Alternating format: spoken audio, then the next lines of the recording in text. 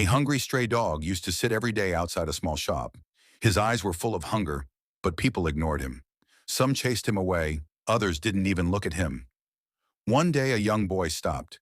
His heart felt pity, and he quietly gave the dog a piece of bread. The dog ate the bread and remembered that kind face. A few days later, on a dark night, a thief came near the boy.